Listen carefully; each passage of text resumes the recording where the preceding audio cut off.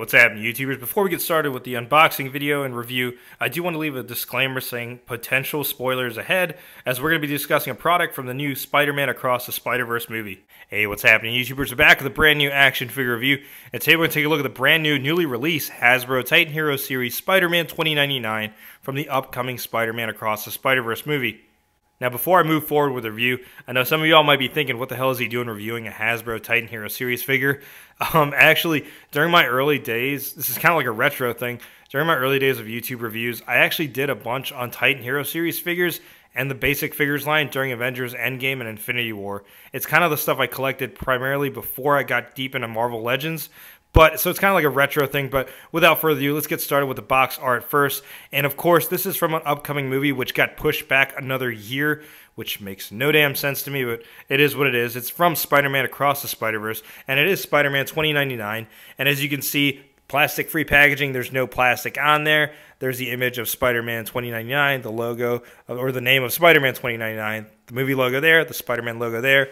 Then on the side, another artwork image of Spider-Man 2099. And then on the other side of the box, you see another image of Spider-Man 2099. On the back, the full image artwork of Spider-Man 29 with an info that reads, as Miguel O'Hara tried to manipulate the genetics of former Spider people and accidentally turned himself into the best Spider-Man in the multiverse. I don't know if it's quite much of a spoiler it is to the plot of the movie, but that's why I put my disclaimer at the beginning, just in case. And on the top of the box, you see the images of Miles Morales Spider-Man, Spider-Gwen, and Spider-Man 2099, and it kind of looks like Miles Morales' outfit's changed since the first movie. Looks like Spider-Gwen's still about the same. And then, of course, the new character introduced, well, I guess he was in the after credits. Spoilers of Into the Spider-Verse. Miguel O'Hara, Spider-Man right there. All right, that's enough about the box art. Let's go and get Spider-Man 2099 out of the box. All right, here's Spider-Man 2099 out of the box, and he doesn't come with jack squat in terms of accessories.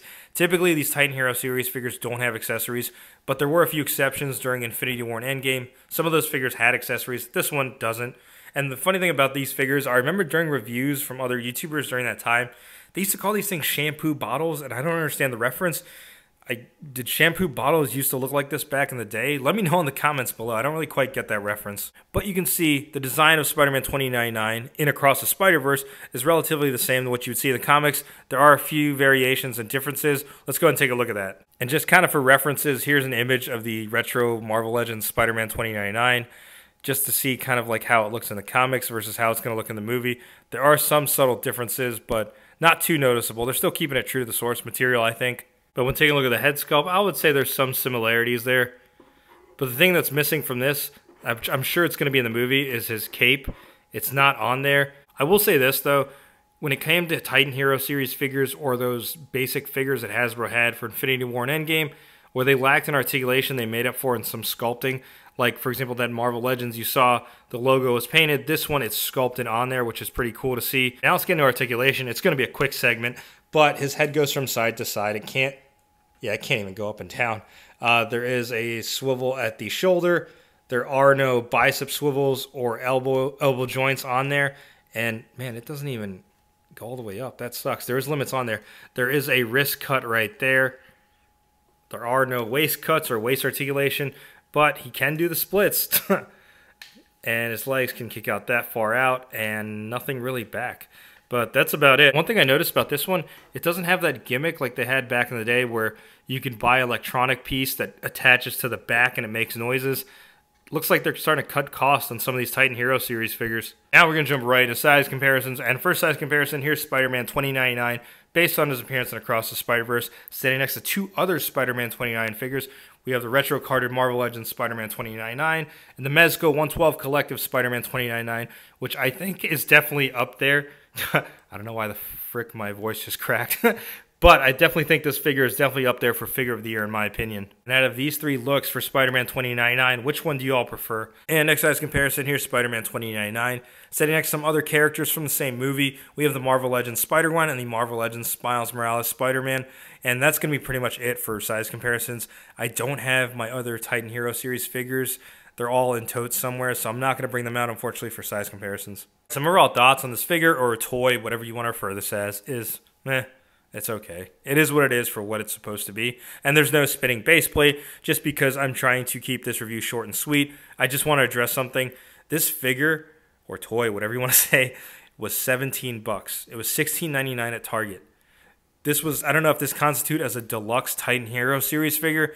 If it does, that's still pretty high in my opinion, because now it's getting close to price range that Marvel Legends were just 2 years ago.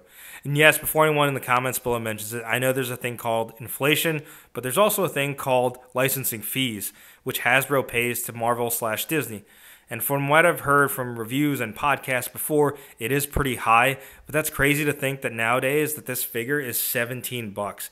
You're better off waiting until this thing hits clearance, which it probably will, because this movie got pushed back to June 2023, and the figures are now just starting to show up because it was initially slated for December 2022. So do I think it's worth the $17 price point? No, especially because 2-3 years ago, these Titan Hero Series Deluxe figures were around the $12.99, $9.99 I should say, to $12.99 price point. So 17 bucks seems kind of absurd in my opinion. I get that they're for kids, but damn, that's such a high price point for something that's aimed for little kids to play with as a substitute instead of Marvel Legends, if you know what I mean. But yeah, if it hits clearance, then it's absolutely worth the buy, especially kids that want to collect Spider-Man figures and parents that don't want to pay the ridiculous price amounts of Marvel Legends or Titan Hero series now, I would say.